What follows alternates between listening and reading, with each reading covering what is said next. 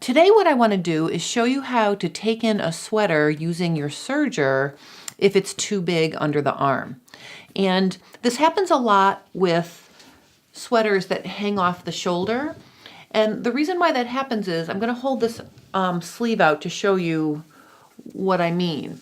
All right, so see how when I hold out the sweater, the shoulder, the sleeve starts right here. Okay, so it's like way off the shoulder. And so what happens is, under the arm is also way away from the body. See, the dress form is over here, and the edge of the sweater is like way out here when I hold the arm up.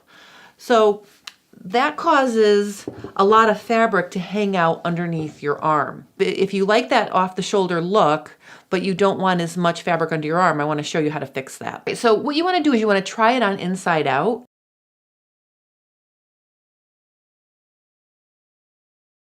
What I did was I actually pinned up and then down the underarm seam until I got within probably 6 inches of the cuff.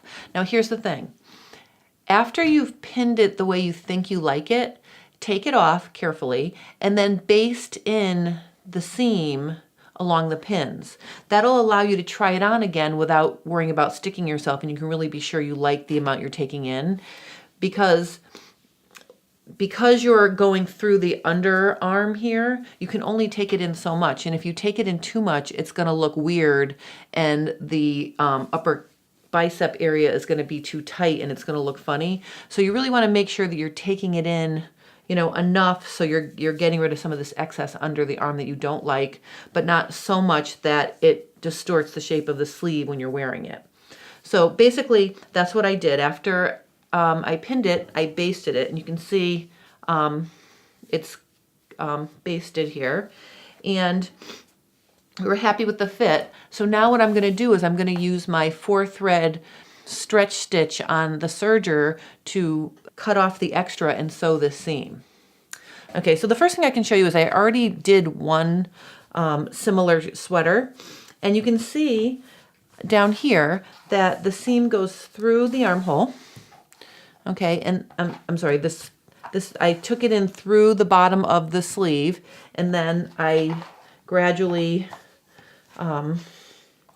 blended in with the original seam about 6 or 7 inches from the cuff.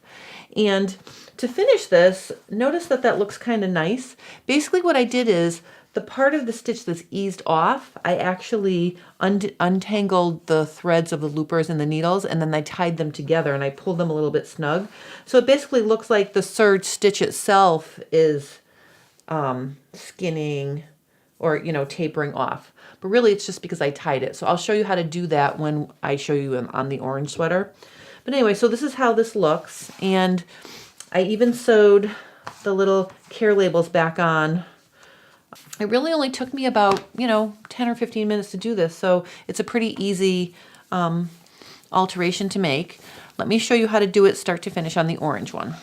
See the bottom hem of the sweater? One thing you want to make sure is that the seam, or the ribbing, in this case it's just a seam line, is lining up on the right side. So I'm going to open it up and show you. See how that's lining up really nicely? Okay, so I know that that's going to line up. Let me check the other one. Okay, and that one also lines up really, really well too. So basically, I'm going to set my machine up for a 4-thread stretch stitch. And to get a stretch stitch on your serger, basically what you want to do is play with the differential feed. All right, let me just quickly explain what differential feed is. You can see on my serger, I'm going to take the foot off so you can see. All right, there's 2 sets of feed dogs. There's some in the front and there's some in the back. Okay, so here are the front ones and there are the back ones.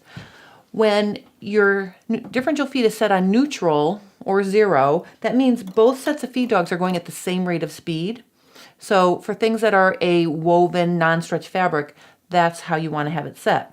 When you're working with a knit, what you want to do is speed up these front feed dogs so they go faster than the back ones. And what that does is it shoves the knit in faster than it's letting it out in the back over here, and it compacts the knit a little bit, and it sort of counterbalances the stretch. So we want to do that when we're sewing up, when we're taking in the sweater. And because I really don't have any sample to do a test on that's exactly the same, I'm just going to pick a stable knit. I've got some Ponte knit that's kind of a hefty knit, and I'm just going to try it to see how it's stitching to get myself close. And then I'm going to start stitching on the sweater. One thing you don't want to do is set the differential feed on its highest setting. In my case, that would be 2, because sometimes if you shove it in there too fast, it'll actually gather up. So you want to get the right amount of differential feed setting. So just to test it, I'm going to just do 2 layers of this Ponte knit, and I just want to see how it stitches. And I'm just going to start out by putting my differential feed at 1.5. So I just want to see how that stitches. Now, the cool thing is, if you look under my presser foot, you can actually see the front feed dog shoving it in there faster than it's letting it out. See the gathers there? But notice when it comes out, it's completely smooth. Let me show you. I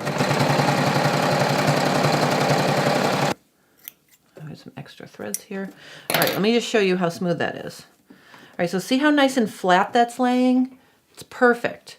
So that means that's a good differential feed setting for this fabric, and I just thought it was kind of cool that you could see it shoving it in faster than it was letting it out. If my seam looked a little gathered up, I would actually move down to 1.3, which is a little bit closer to neutral, but I think that that's a good setting, and I think it's a good setting to go with this. Now, what I'm going to do is I'm going to put the sweater in there so that my basting is going to be right just inside the needle. So I'm going to lift my presser foot up and get that started in there like this. I'm going to lift this up, get it in there so it's sitting under the tip of the presser foot, but it's also like right in front of the blade. And now I'm going to start stitching.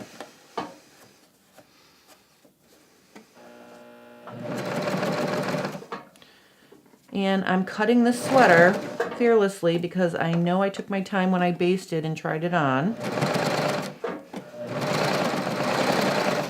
Okay, so I'm just really making sure that nothing is getting caught or folded up under the sweater too, because if I caught the bottom layer, I could make a hole. So you got to be careful about that. Now that I've got a little bit, I'm going to stop and look at the back, and you can see in the back it's nice and smooth, so I know that that's a good setting. So I'm just going to finish stitching this.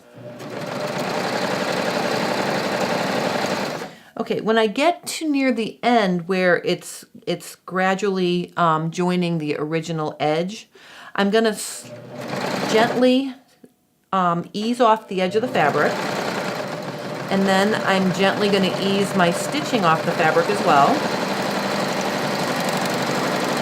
So it looks like this. Okay? So I'm going to give myself a little bit of a tail, and I'm going to cut it.